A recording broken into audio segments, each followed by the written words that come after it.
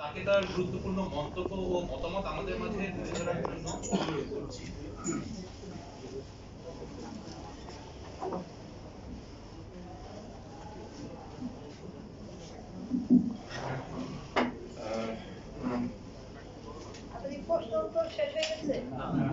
আমি আসলে আমি নির্ধারিত বক্তা না, আমি জাস্ট কয়েকটা মন্তব্য করার জন্য এসেছি আমাদের যারা সাংবাদিক হয়ে আছেন তাদের একটু হেল্প করার জন্য। আমার পরিচয় আছে, আমি ইমরান কাটেক হাসপাতালে ভাস্কুলার সার্জারি বিভাগের প্রধান হিসেবে আছি। ওদের দিকে তাকালে আমি সৌভাগ্যবান, কারণ মেডিকেল কলেজের মেধা তালিকা আমি 61তম হয়ে ঢাকা মেডিকেল কলেজে পড়ার সৌভাগ্য অর্জন করেছি। বাট আমি সাংবাদিক সমাজের একটা প্রতিনিধি হিসেবে বলতে চাচ্ছি এই জন্যই যে আপনারা জানেন যে বেসরকারি টেলিভিশন চ্যানেলগুলোর যে নিউজ প্রেজেন্টাররা আছে তাদের একটি সংগঠন আছে, নিউজ ব্রডকাস্টার্স অ্যাসোসিয়েশন, যেটি এনবিএ নামে পরিচিত। সেই নিউজ প্রেজেন্টারদের আমি সংগঠনটির আমি প্রেসিডেন্ট হিসেবে এখন আছি। আমার এখানে আসলে আসার একটা উদ্দেশ্য আছে। আমার দুর্ভাগ্য যে আমি থার্ড টাইম আমি প্রেস ক্লাবে আসছি এরকম একটি সম্মেলন করবার জন্য। অর্থাৎ বুঝতেই পারছেন যে এর আগেও এরকম পরিস্থিতিতে আমি 3টা মেডিকেল কলেজের স্টুডেন্টকে পড়তে দেখেছি এবং তাদের সাংবাদিক সম্মেলন আমার থাকার সৌভাগ্য হয়েছিল। মেইন ফ্যাক্টটা আসলে কি? মেইন ফ্যাক্টটা হচ্ছে যে আপনারা জানেন যে বাংলাদেশে আমরা প্রায় সময় বলি যে ট্যাক্সের টাকায় ডাক্তার হয়, কিন্তু বেসরকারি মেডিকেল কলেজে যারা পড়ে তারা আসলে বুঝতেই পারছেন যে বাবার টাকায় ম্যাক্সিমাম সময় ডাক্তার হওয়ার চেষ্টা করেন। কিন্তু একটা সময় ছিল যে আপনার টাকা থাকলে আপনি ডাক্তার হতে পারবেন। এখনকার ফ্যাক্টটা কিন্তু ভিন্ন। এখন আপনাকে মেধা তালিকায় একটা মিনিমাম নাম্বার আপনাকে পেতে হবে, মেধাবী হিসেবে স্বীকৃতি পেতে হবে, দেন আপনি অনুমতি পাবেন একটা মেডিকেল কলেজে ভর্তি হওয়ার।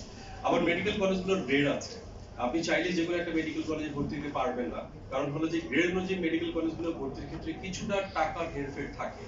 তো আজকে দেখবেন যে একজন পরিবার তার সামর্থ্য অনুযায়ী মেডিকেল কলেজগুলো সিলেক্ট করার চেষ্টা করে, কারণ সবার আসলে খুব হাই পে দিয়ে মেডিকেল কলেজে ভর্তি হওয়ার সুযোগ থাকে না। এখন একটা কোশ্চেন আপনাদের মধ্যে আসে, প্রায় সময় আমি এর আগেও সাংবাদিক সম্মেলনগুলোতে শুনেছি যে ওই মেডিকেল কলেজে অনুমোদন ছিল না, তারপরে আপনারা কেন ভর্তি করালেন? আসলে একজন প্যারেন্টস এর পক্ষে খুবই কঠিন বের করা যে ওই মেডিকেল কলেজটা আসলে কতটা বৈধ না অবৈধ, এটা দেখা খুবই কঠিন। ইভেন আপনারা শুনলে অবাক হবেন যে এর আগেরবারে যখন আমি সাংবাদিক সম্মেলনে ছিলাম তখন বিদেশি স্টুডেন্টরা ভর্তি ছিল, তারা জানেই না যে এই মেডিকেল কলেজটার অনুমতি নেই, বিদেশ থেকে স্টুডেন্ট এসেছে সেখানে পড়ছে। আমি জানি না ওদের সাথে বিদেশে আছে কিনা, এটা একটা আরো ভয়ঙ্কর একটা ব্যাপার ছিল। তো এবার এই যখন ঘটনা তৈরি হয়, সত্যিকার অর্থে একটা মেডিকেল কলেজে ওরা যখন পড়তেছে, পড়তে পড়তে একটা পর্যায়ে যখন পরীক্ষা দিতে যাবে তখন খেয়াল করে দেখে যে তার পারমিশন নেই। পারমিশনের ক্ষেত্রে সরকারের এখন নিষেধাজ্ঞা আছে। এখন আপনারা প্রশ্ন করতে নিষেধাজ্ঞা থাকলে তাহলে কিভাবে মেডিকেল স্টুডেন্ট ভর্তি করানো? যখনই সরকারের পক্ষ থেকে মান নাই বলে নিষেধাজ্ঞা দেয়া হয় তখন এই সমস্ত মেডিকেল কলেজগুলো কি করে, একটা রিট করে যে সরকার যে আদেশ দিয়েছে সেটাকে স্থগিত করে দেয়। যখন স্থগিত করে দেয় তখন তো তারা এক ধরনের বৈধতা আবারও পায়, তারপর স্টুডেন্ট তারা ভর্তি করায়। উদ্দেশ্য কি থাকে? উদ্দেশ্য থাকে যে যতক্ষণ মেডিকেল স্টুডেন্টরা আছে এটা তাদের ঢাল, তারা তখন সরকারের কাছে প্রেস অ্যাপ্লাই করে যে দেখেন এতগুলা স্টুডেন্ট এখানে আছে, আপনারা যদি এদের বাতিল করে দেন এরা অসহায় হয়ে যাবে, আমাদেরকে অনুমতি দেন। অর্থাৎ এই অনুমতি নেওয়ার ক্ষেত্রে এই স্টুডেন্ট এক ধরনের ঢাল হিসেবে কাজ করে, যার ফলে তারা আসলে অনুমতি দিতে চায় না অন্য মেডিকেলে যাওয়ার জন্য। কারণ আপনি যখন অন্য মেডিকেল কলেজে চলে যাবেন আপনি তো ছিলেন তাদের একমাত্র অস্ত্র সরকারকে ঠ্যাক দিয়ে অনুমতি নেওয়ার ক্ষেত্রে, সেই ঠ্যাক দেওয়ার যে সুযোগটা থাকে না, সে কারণে তারা আসলে সরকার অনুমতি মেডিকেল কলেজগুলো অনুমতি দেয় না। তখন আসলে এরা অসহায় হয়ে যায়, কারণ থার্ড ইয়ার ফোর্থ ইয়ার এসে আপনি আর কোনোখানে গিয়ে ভর্তি হতে পারবেন না। আপনার অপশন একটাই, ঢাকা শহরে এখন অটো রিক্সা চলছে সেগুলো দিয়ে চালান, কারণ এছাড়া তো আপনি কোথাও ভর্তি হতে পারবেন না। এই যে আপনার অসহায়ত্বকে পুঁজি করে কলেজ কর্তৃপক্ষ চেষ্টা করে সরকারের সাথে একটা বার্গেনিং করা। বার্গেনিংটা যখন সফল হয় তখন অনুমতি পায়, আর যখন ব্যর্থ হয়ে যায় তখন আসলে আলটিমেটলি এই স্টুডেন্টগুলো অসহায় হয়। এখন তাহলে তারা কোথায় যাবে? অপশনটা কি? অপশনটা হচ্ছে ইয়েস, সরকার যদি অনুমতি দেয় সরকার তখন কিছু কিছু মেডিকেল কলেজকে নির্দেশনা দেয় যে আপনারা চাইলে এই স্টুডেন্টগুলোকে সেখানে নিতে পারেন, তখন তারা সেখানে গিয়ে ভর্তি হয়। এর আগেরবার যতবার এরকম ঘটনাগুলো হয়েছে আমি তার সাক্ষী, তারা ওই মেডিকেল কলেজগুলোতে ভর্তি হয়েছে। সর্বশেষ আমি কেয়ার মেডিকেলের সঙ্গে ছিলাম, তারাও এখন বিভিন্ন মেডিকেল কলেজে ভর্তি হয়েছে। কোশ্চেন আসতে পারে যে তাদের তো সিট ফিল আপ, সরকারের নির্দেশনা থাকলে আমার মনে হয় যে এটা সম্ভব। এখন আপনারা যেহেতু আমার মধ্যে দুটো সত্তায় আছে, আমি একজন চিকিৎসক এবং আমি সাংবাদিকদের সঙ্গেই কাজ করি, যেহেতু সংবাদ প্রেজেন্টারদের আমি একটা সংগঠনের আমি প্রেসিডেন্ট হিসেবে আছি, এছাড়াও আমি ডিওজ এর মেম্বার হিসেবেও কাজ করি। তো আমার কাছে যেটা সবসময় ফিল হয় যে মানুষ যখন অসুস্থ হয় বা আমার সাংবাদিক ভাইরাও যখন অসুস্থ হয় তারা কিন্তু চিকিৎসকদের কাছে যায়, কিন্তু দেশটা যখন অসুস্থ হয় তখন কিন্তু দেশের মানুষ সাংবাদিকদের কাছেই আসে। আজকে এই মানুষগুলো এবং তার পরিবার একেবারেই অসুস্থ হয়ে পড়েছে, তাদের কথা শোনার আসলে কেউ নাই। মানে তারা যে বিপদে আছে, তারা যে অসহায়, তাদের যে একটা কথা মানুষকে বলবে, এই কলেজ কর্তৃপক্ষকে প্রেসার দিবে, কেউ নাই। আইসি মেডিকেল কলেজের কাউকে আমি চিনি না, তাদের অথরিটিকে আমি চিনি না, জানি না। আমার মনে হয় যে নিশ্চয়ই তারা একটা মানুষের মহৎ উদ্দেশ্য নিয়ে একটা হাসপাতাল দিয়েছেন, মেডিকেল কলেজ করেছেন, অথবা তারাও পারছেন না, কিন্তু তাদের ব্যর্থতার জন্য দায়ভার তো স্টুডেন্টরা নিতে পারে না।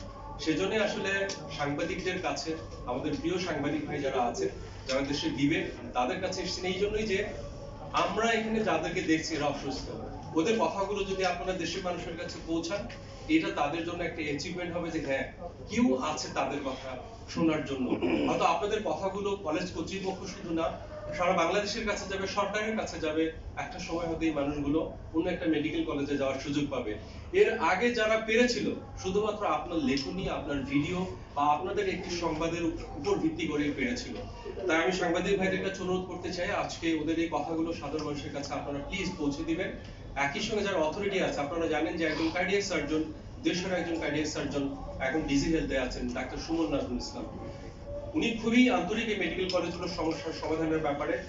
আপনারা যদি তার কাছ থেকে একটা বাইক নিয়ে আসেন, যে আপনার ডিজি হেলথে আপনি আছেন, কিছুদিন আগে আপনাকে মেডিকেল শিক্ষার দায়িত্ব দেওয়া হয়েছিল, অতিরিক্ত দায়িত্ব হিসেবে এখন ডিজি হেলথে আছেন, তার যদি একটা বাইক নেন, সরকারের যারা স্বাস্থ্য বিষয়ক উপদেষ্টা আছেন তাদের কথাও যদি নেন, আমার মনে হয় যে এই স্টুডেন্ট গুলো, তাদের পরিবারগুলো নতুন করে আসার পথ পাবে।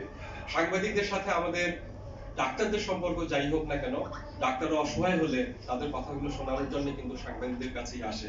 যারা এখানে এসেছেন, আমি তাদের কাছে কৃতজ্ঞতা প্রকাশ করছি, এবং যারা আসতে পারেননি, আপনারা আজকের এই সংবাদের ফুটেজগুলো তাদের কাছেও পৌঁছে দিবেন, কারণ আমরা চাই যে দেশের অনেক মানুষের কাছে আজকের কথাগুলো পৌঁছায়। এটা আমি আসলে আবেদন রাখতে চাই। আমি ওদেরকেও চিনি না, আইসি মেডিকেলের কাউকে চিনি না, বাট ওই যে আজকে যারা আন্দোলন, আপনারা জানেন রক্ত টকবক করে যে আন্দোলনে, বৈষম্য বিরোধী আন্দোলন, সেই আন্দোলন কোথাও শুনলে, কোথাও বৈষম্যের কথা শুনলে আমি ঠিক একই রকম ফিল করি। সে কারণে আজকে আসলে এখানে এসেছি। ভবিষ্যতে যদি একই ঘটনা হয় আমি আবারও আসবো। সর্বশেষ একটা আপনাদের কাছে দাবি রাখতে চাই, মেডিকেল কলেজগুলোর অনেক জায়গার অবস্থা একেবারেই নাজুক। আপনারা এর পাশাপাশি যদি ফলো আপ নিউজগুলো করেন যে কেন আজকে মানহীন এই মেডিকেল কলেজগুলো তৈরি করা হচ্ছে, তার পেছনে আপনাদেরকে অবশ্যই একটা অবদান রাখতে হবে। পরবর্তী ফলো আপ নিউজে আপনারা হয়তো সেই কাভারেজগুলো দিলে আরো অনেক অসহায় মেডিকেল স্টুডেন্ট আছে, আরো বিপদগ্রস্ত কিছু স্টুডেন্ট এখনো অপেক্ষায় করছে বিপদে পড়া, তারা হয়তো নতুন করে পথ খুঁজে পাবে। যারা এখানে এসেছেন, আমার কৃতজ্ঞতা এবং ধন্যবাদ জানাচ্ছি।